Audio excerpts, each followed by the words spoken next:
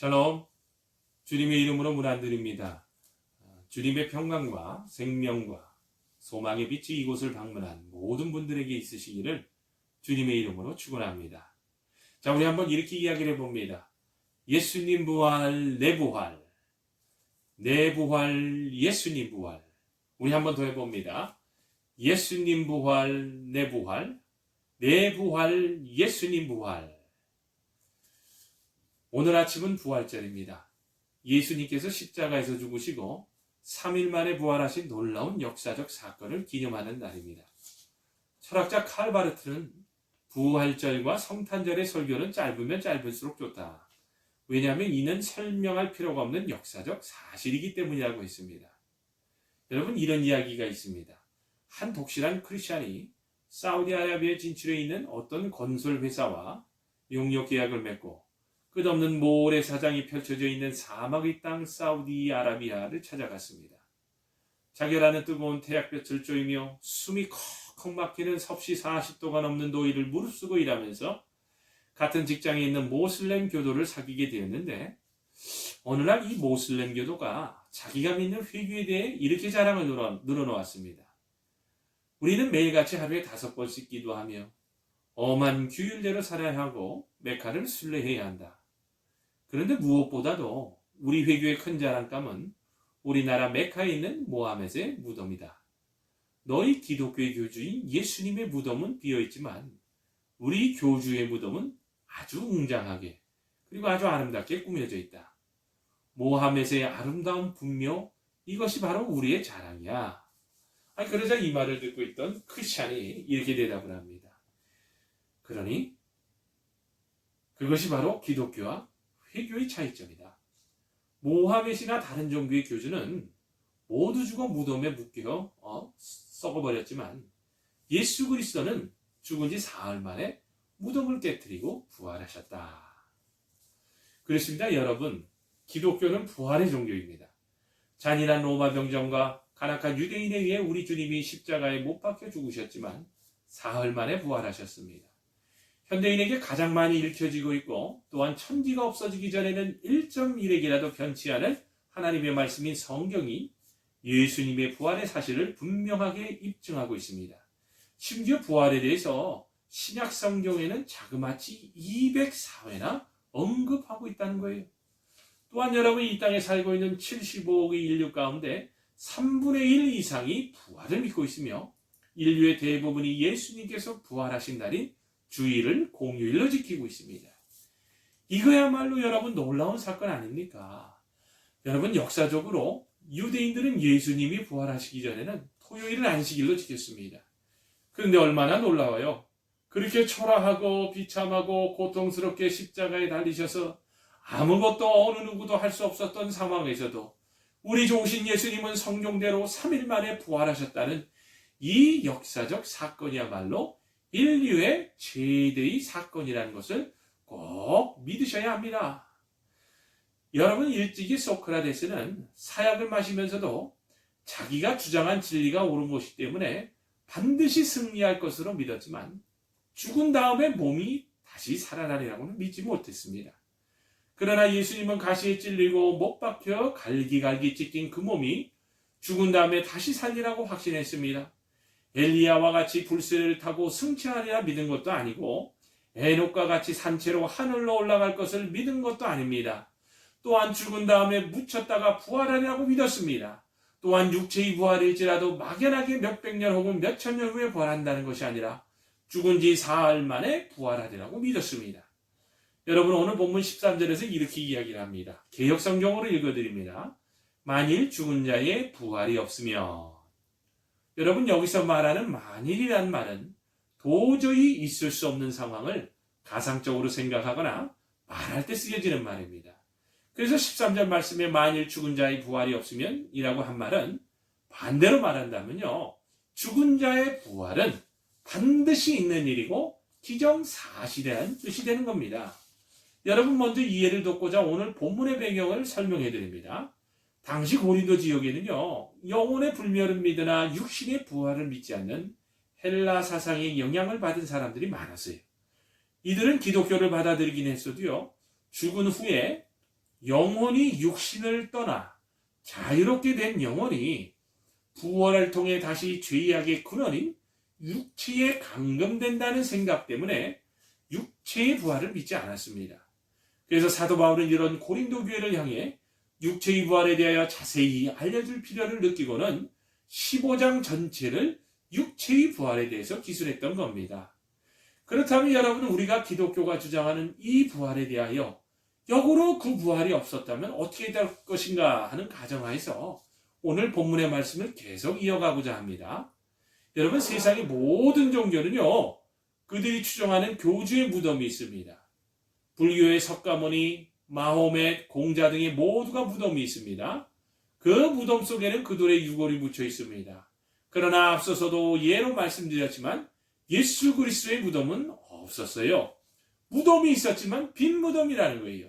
왜냐하면 예수님은 부활하셨기 때문입니다. 그러므로 기독교는 부활의 종교입니다. 그러므로 기독교는 영원한 생명의 종교입니다. 그 반대로 다른 종교는 죽음의 종교이고 도덕과 윤리만을 강조하는 사회성 종교입니다. 요한복음 3장 16절입니다. 하나님이 세상을 이처럼 사랑하사 독생자를 주셨으니 이는 저를 믿는 자마다 멸망치 않고 영생을 얻게 하려 하심이니라. 여러분, 기독교 역사상 수많은 성도들이 이 세상에 살면서 온갖 고난과 핍박과 역경을 당하였지만 어떻게 그것을 이겨나갔느냐? 그것은 바로 영원한 나라의 기쁨과 소망을 바라보면서 살면서 죽음까지도 웃음으로 받아줄 수 있었던 이유가 뭔가? 그것은 바로 예수 그리스도의 부활을 믿고 자신의 부활과 영생의 부활을 믿었기 때문입니다. 그래서 바울은 오늘 본문과 13절에서 14절에서 만일 죽은 자의 부활이 없으면 그리스도도 다시 살아나지 못하셨으리라. 그리스도께서 만일 다시 살아나지 못하셨으면 우리가 전파하는 것도 헛것이요 또 너희의 믿음도 헛것이며 너희가 여전히 죄 가운데 있을 것이라고 말했던 겁니다. 그렇다면 여러분, 예수님의 부활이 없었다면 어떤 일이 일어날 것 같습니까? 첫 번째입니다. 만일 그리스도의 부활이 없었다면 우리의 전도하는 것도 헛된 일이요 우리의 믿음도 헛된 일이 될 것이라고 합니다. 또한 우리가 하나님의 거짓증인 즉 거짓말쟁이가 된다고 합니다. 또한 그렇다면 하나님께서 예수님도 다시 살리시지 않았을 것이라고 합니다. 그러나 예수 그리스도는 성경의 말씀대로 3일 만에 다시 살아나셨고 이 사실을 믿는 모든 자들에게는 부활의 약속이 되었다는 겁니다. 여러분, 두 번째입니다. 만일 그리스도의 부활이 없었다면 우리가 여전히 죄 가운데 있으며 그리스도 안에서 잠자는 자들이 다 망했을 것이라고 합니다. 우리 인간들이 죄 가운데 있을 때 우리를 구원하시려고 인간의 몸을 입으시고 독생자 아들 예수께서 이 세상에 오셨습니다. 그런데 만약 부활이 없었다면 이 모든 일이 헛된 일이며 아직도 우리 인간은 죄악 가운데 사망의 두려움 가운데 있을 것이라고 합니다. 로마서 4장 25절입니다. 예수는 우리 범죄함을 위하여 내어줌이 되고 또한 우리를 의롭다 하심을 위하여 다시 살아나셨느니라고 분명하게 증거하고 있지 않습니까? 여러분, 세 번째입니다. 만일 예수님의 부활이 없었다면 오늘 본문에서 또 뭐라고 이야기를 하는가? 모든 사람 가운데 우리 그리스도를 믿는 사람들이 가장 불쌍한 사람들이라고 합니다. 19절을 봅니다. 만일 그리스도 안에서 우리의 바라는 것이 다만 이생뿐이면 모든 사람 가운데 우리가 더욱 불쌍한 자니라. 그러므로 우리들은 부활의 소망으로 세상을 살면서 이겨나가야 하는 겁니다. 우리 그리스도인들이 부활이 소망이 없다면 예수님을 믿을 필요가 없어요. 그러나 예수님께서 부활의 첫 열매가 되셨기에 그를 믿는 모든 성도들이 부활의 소망을 얻게 된 건 아니겠습니까? 그러니 얼마나 감사합니까? 죽어서 지옥 갈 백성들이 예수님 이름 믿고 구원받아 영원한 생명을 얻는 천국 백성이 되었다는 사실이야말로 정말로 놀라운 하나님의 은혜라는 겁니다. 여러분, 더 나아가서 우리 그리스도인들에게는 더 큰 소망이 있습니다. 비록 우한 폐렴이라는 재앙으로 인해 온 세상이 난리라고 하지만 그러나 우리에게는 한 가지 더 큰 소망이 있습니다. 그렇다면 그게 뭐냐? 맞습니다, 여러분. 바로 재림의 소망인 겁니다. 여러분, 시대가 점점 종말을 향해 치닫고 있습니다. 인간의 교망이 하늘까지 닿았고 그 결과로 많은 고통과 재앙과 역병들이 닥치고 있습니다. 여러분 보세요. 동성애가 창궐합니다. 차별금지법을 통해서 오히려 교회가 역차별을 당하고 있습니다. 하나님의 사상을 배격하는 공산주의와 사회주의 사상이 전 세계를 뒤엎어가고 있습니다. 여러분, 하나님이 없다라는 여러분 정 무신론이 또한 전 세계를 뒤엎어가고 있습니다. 하나님의 말씀보다 더 위에 있는 교단의 교회들이 배교하며 종교 통합을 하고 있습니다. 이것은 평화를 가장하지만 명백한 배교요 배도입니다. 기독교는 오직 예수님만을 통해 구원이 있다는 진리를 믿고 있는 종교입니다. 전쟁의 소문은 점점 더해갑니다. 메뚜기 황총대로 인해 기아에 허덕이며 많은 사람들이 죽어가고 있습니다. 누가복음 21장 10절과 11절에서 환난의 증류를 이렇게 이야기하고 있습니다. 또 이르시되 민족이 민족을 나라가 나라를 대적하여 일어나겠고 곳곳에 큰 지진과 기근과 천연병이 있겠고 또 무서운 일과 하늘로부터 큰 징조들이 있으리라. 여러분, 또 마태복음 24장 7절과 8절에서 이렇게 기록하고 있습니다. 민족이 민족을 나라가 나라를 대적하여 일어나겠고 곳곳에 기근과 지진이 있으리니 이 모든 것은 재난의 시작이니라. 어떠세요, 여러분? 이미 재난은 시작되었다고 보시지 않으십니까? 오늘날에 일어나고 있는 많은 환난의 징조들을 보면서 여러분 아직도 깨닫지 못하고 계십니까? 우리가 잘못된 길을 지금 걷고 있다면 하나님께로 그 걸음을 다시 돌이키시고 회개해야 합니다. 특별히 여러분, 재난과 환난이 다가올 때 더 조심해야 할 것이 하나 있습니다. 그게 뭐냐? 회개하기는커녕 오히려 바로 왕처럼 마음을 더 강팍하게 하면서 이스라엘 백성처럼 하나님을 원망하는 겁니다. 여러분, 재난과 재앙들은 일종의 징계요, 또한 회개로 부르시는 하나님의 부르심이라는 것을 여러분 깨달을 수 있어야 됩니다. 그러므로 이럴 때의 마음을 강팍하게 하면 영원한 불심판밖에 남는 것이 없습니다. 여러분 똑바로 하셔야 합니다. 재앙이 다가올 때 우리는 하나님을 향해 더 바짝 엎드려 회개하며 주님의 자비를 구해야 합니다. 그렇게 하면 심지어 재앙까지도 합력하여 선을 이루게 됩니다. 그래서 우리에게 유익이 되며 이 세상에서 우리를 해롭게 할 것이 아무것도 없게 된다는 것을 우리가 믿음으로 볼 수 있어야 합니다. 로마서 8장 28절입니다. 우리가 알거니와 하나님을 사랑하는 자 곧 그 뜻대로 부르심을 입은 자들에게는 모든 것이 합력하여 선을 이루느니라. 여러분, 말씀을 맺습니다. 우리는 참으로 행복한 사람들입니다. 왜냐? 우리에게는 부활의 소망이 있기 때문입니다.